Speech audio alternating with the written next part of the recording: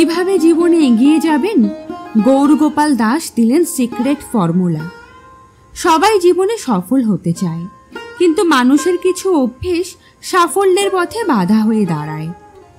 এমতাবস্থায় আপনি যদি জীবনে সাফল্য পেতে চান এবং থেমে না থেকে এগিয়ে যেতে চান, তাহলে গৌরগোপাল দাসের এই কথাগুলি মেনে চলুন।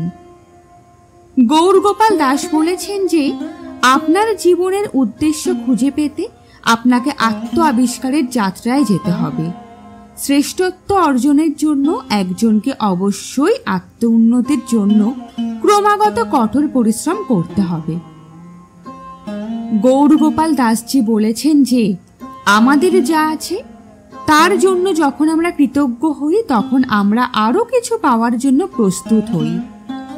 যদি কেউ এখনো আপনার বিমানে পাথর ছোড়ে, তবে উঁচুতে উড়ে যান, যাতে পাথরগুলি আপনার কাছে না পৌঁছয়। আপনার জীবনে স্বচ্ছতা আনতে স্বচ্ছতা আছে এমন লোকদের কাছ থেকে পরামর্শ নিন।